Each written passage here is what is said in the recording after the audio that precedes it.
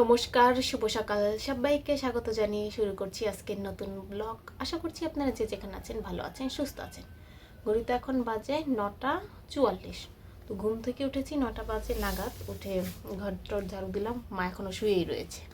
তো এই ফাঁকে আমি কি করেছি, রুটি বানানোর জোগাড় যন্ত্র করে এসেছি, আটা মথে রেখে এসেছি। এখন যে পরোটা বানাবো, ঠান্ডা জল দিয়ে করেছি। তো এখন যে পরোটা বানাবো, কালকে যে আলুর রেসিপিটা করেছি সেটা দিয়ে খাবো। তার জন্যে আজকে আর কি ঘুম থেকে উঠি আমি পরোটার জোগাড় যন্ত্র করা শুরু করে দিয়েছি। তো আমি যেহেতু মধ্যে রেখে এসেছি, এখন যে আমারটা বানিয়ে আমি খেয়ে ফেলবো। যদিও আমার আটাগুলো মথা শেষ, তারপরে একটু ভালো করার জন্য আর একটু মথে নিচ্ছি। এখন মোটামুটি হয়েই আছে। এখন আমি রুটি বানালেই পারি, রুটি না পরোটা বানাবো। তো এখান থেকে পরোটা বানানো শুরু করতে আর একটু মথে নেই ভালো করে।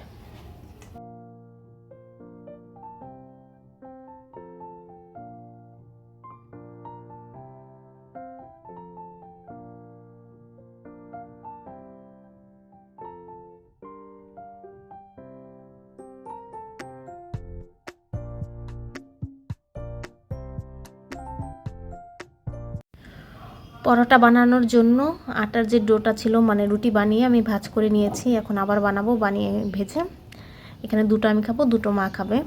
তো আর বানাবো না। আর এই যে এতগুলো আটা এখনও রয়ে গেছে, তো এগুলো ফ্রিজে রেখে দেবো। এগুলো এখন খাবো আমি দুটো, মা দুটো।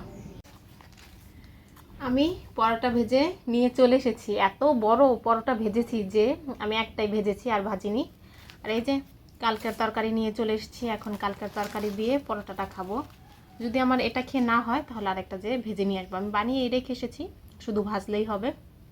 তখন খাই। মাকেও দিয়ে এসেছি, মা বাহিরে উঠানে বসে একটা রোদে বসে বসে খাচ্ছে। আমি একটু খেয়ে দেখি। ভালোই তো হয়েছে, কিন্তু পরোটা দিয়ে খেতে আরও বেশি ভালো লাগছে ভাতের থেকে। তো এখন এগুলো খেয়ে নেই। খাওয়া দাওয়া করে রেডি হয়ে নিয়েছি। এখন যাব পড়াতে। পড়িয়ে এসে দেখা যাক তারপর কিছু রান্না করি নাকি মা রান্না করে আজকে। আমার মনে হচ্ছে না মা রান্না করবে, গল্প করছে, বাইরে ঘুরে বেড়াচ্ছে শুধু, রান্নার কোনো বন্দোবস্তই করছে না। তো আমি পড়িয়ে আসি, তারপর দেখা যাক কী করা যায়। পড়িয়ে চলে এসেছি সেই কখন, এসে বাইরে কতক্ষণ বসেছিলাম, তারপর ঘরে এসে বসে রয়েছি। আজকে আমি আর রান্না করছি না, আজকে মাই রান্না করছে। তো এখন আমি ঘর ঝাড়ু দিচ্ছি। মোটামুটি কি ওই বড় ঘর ঝাড়ু দেওয়া শেষ, খালি এই ঘরটা আর ও ঘরটা ঝাড়ু দিলেই হবে। তারপর স্নান করে তো পুজো দিয়ে নিব। তারপর যদি রোদ থাকে আবার যে রোদে বসে থাকবো। রোদে বসে বসে আজকে ভেবেছি চুলে তেল দিব। চুলে তো তেলই দিব। তো আমি তেলটা বাইরে রেখে এসেছি, যদি সময় পাই তাহলে দিব, মানে রোদ থাকলে দিব, নাহলে দিব না। তখন আর বসে থাকবো না। তখন যে ঘরটা ঝাড়ু দিয়ে আজকে সব ঘর মুছবো না, শুধু পুজোর ঘরটা মুছবো আর বারান্দাটা মুছবো। মুছে স্নান করে পুজো দিয়ে ফেলবো। 4:49 এখন বাজে। এতক্ষণ খাওয়া দাওয়া করে ঘরেই ছিলাম, কিন্তু ঘরে বসে বসে একদমই সময় কাটছে না। তাই আমি একটু বাইরে বেরিয়েছি। আর বাইরে উঠানে এই যে জামা কাপড়, এগুলো আমাদেরই বেশি, আর দিদিদের আছে, বেশি একটা নেই। তো আজকে আমাদের একটা গোলাপ ফুল ফুটেছে। দুপুর টাইমে অল্প একটু ছিল, হঠাৎ করে এতটা বড় হয়ে গেল। আমি দেখাচ্ছি। বেশ কিছুদিন ধরে এই যে এই ফুলটা ফুটবে, আমি সেই কবে থেকে দেখছি এই কলিটা। কিন্তু আজকে সকালে দেখছিলাম এই যে ভেতরে যতটুকু ছিল ততটুকু ছিল, আর এখনই কতটা ফুটে গেছে। আর এই যে এই দুটো কলি কবে নাগাদ যে ফুটবে কে জানে। আর দিদির গাছে শুধু একটা মাত্র ফুল ফুটেছে, আর ফুল ফোটার নামই নিচ্ছে না। আর দোলন চাপা গাছে এখানে 3টে ফুল ফুটেছে। বর্ষাকালে না ফুলগুলো অনেক বড়ও থাকে আর সুন্দর গন্ধ থাকে, কিন্তু এখন বেশ একটা বড় হয় না, ডাঁটিটাও ছোট থাকে। তো এগুলো দিয়ে কালকে পুজো দিব। বিকালে বাইরে যেহেতু বেরিয়েছি, তাই এই জামা কাপড়গুলো উঠিয়ে নিলাম।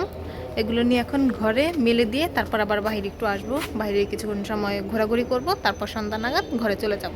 তো এগুলো রেখে আসি। বাহির থেকে ঘুরে এসে সন্ধ্যা দেখিয়ে নিলাম, তারপর অনেকটা সময় বসেই ছিলাম। তো ভাবলাম সরস্বতী পুজো তো এসেই গেছে, সরস্বতী পুজোতে আমি কোন জামাটা পরবো বলে ঠিক করেছি, সেটা আপনাদের সাথে একটু শেয়ার করি।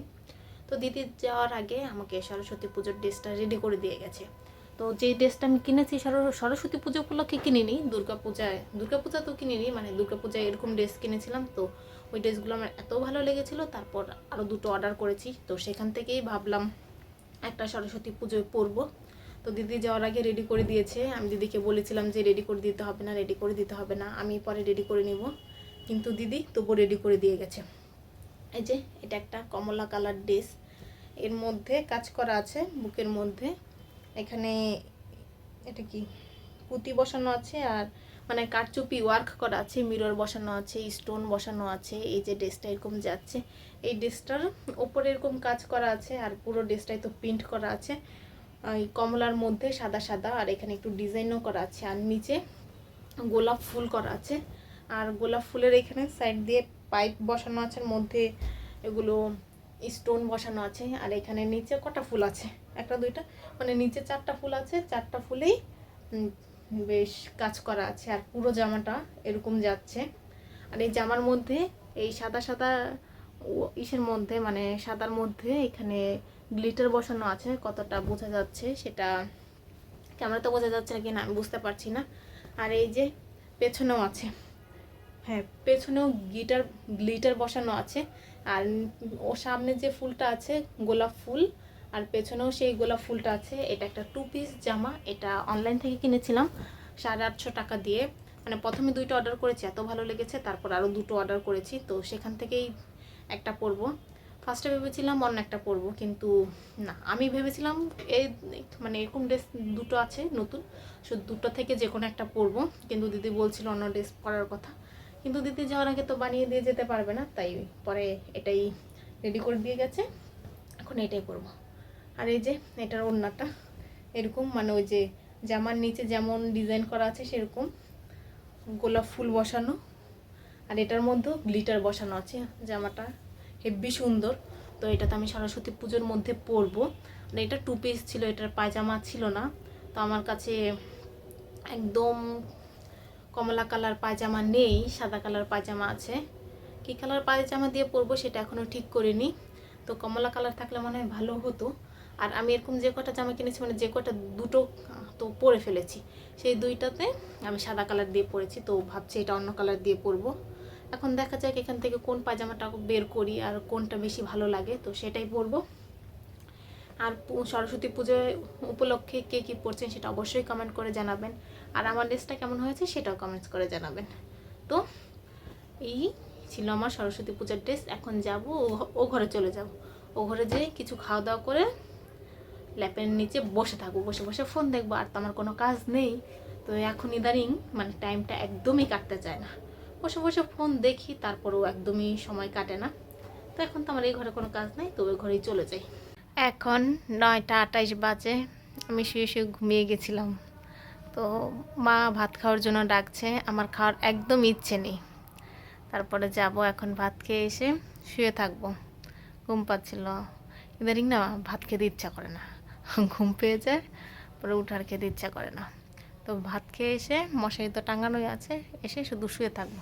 তো ভিডিওটা আমি আজকে এখানেই শেষ করছি। যদি কিছু ভালো লাগে লাইক কমেন্ট শেয়ার করবেন। দেখা হচ্ছে পরবর্তী কোনো ভিডিওতে, ততক্ষণ পর্যন্ত ভালো থাকবেন, সুস্থ থাকবেন, টাটা, গুড নাইট, বাই।